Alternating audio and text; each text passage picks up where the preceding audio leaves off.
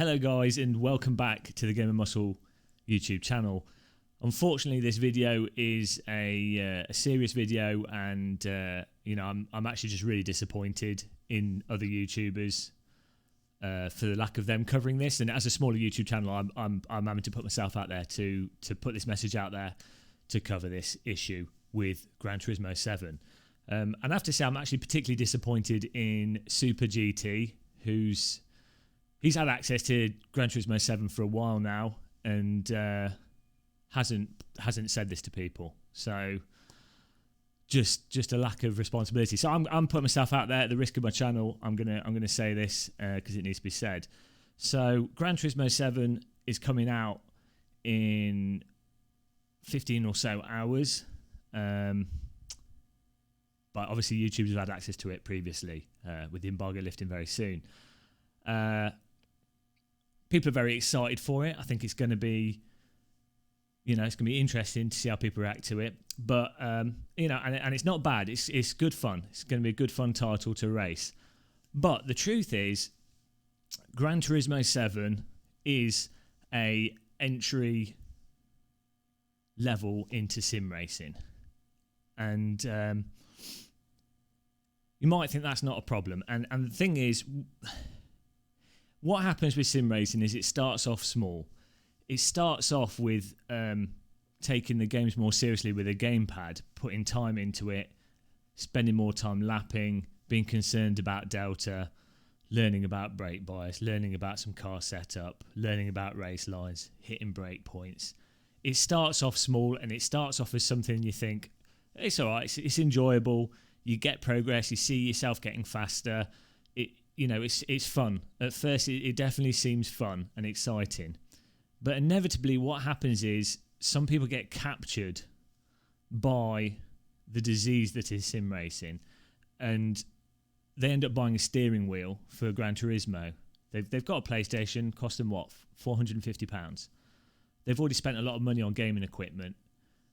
They then go and spend between 150, 200, 300 pounds, sometimes even more, on their first steering wheel. In many cases, something like one of the Thrustmaster wheels or Logitech wheels, or even they go out and get something like a CSL DD.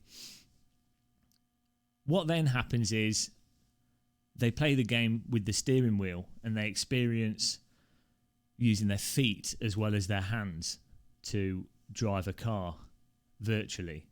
And they also experience force feedback that allows them to actually feel what's happening in the game. This then hooks them furthermore into the virtual addiction of simulated race cars. And well, I just jumped to the end of it. What happens is you end up with a sim rig in your sitting room. Your girlfriend leaves you, and your life ends up being ruined. Some people even end up going on to making videos every other day about cars, not even real cars, simulated cars. And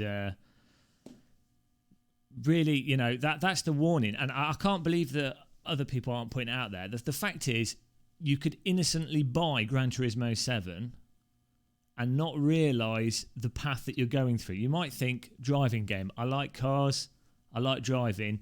You don't realise that like of driving games can lead to load cell pedals, £1,500 direct drive wheels, £1,000 sim rigs, motion simulators, VR headsets, 355-inch OLED screens in front of your simulator. No one sees it. No one sees the whole path. And I'm telling you, as an old, seasoned person that's gone through this path and struggled with this condition, I'm telling you that you need to know it when you start out. And I think people going into it, as long as they know the dangers of racing simulators and realistic driving games, as long as they know the dangers, then hopefully we'll be safe. And ideally, I hope that some people just won't buy Gran Turismo 7. Just stay away from it. You can have so much more fun with a mouse, something like Counter-Strike, or just nice single player games on the Nintendo Switch. Peggle Deluxe. There's so much out there that's just a lot more varied, a lot more social. Other people will talk to you and understand what you're talking about. If you go down the path of these racing games, you will basically end up being evicted from society. So that's really my message here, because I know Gran Turismo 7 is probably going to be one of the biggest introducers to this dangerous world of sim racing for people, and I just wanted to let you know.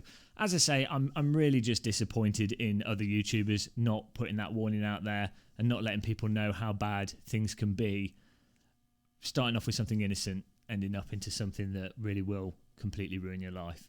So with that said and done, I will be live streaming Gran Turismo 7 on our Twitch channel. I'll put a link in the description.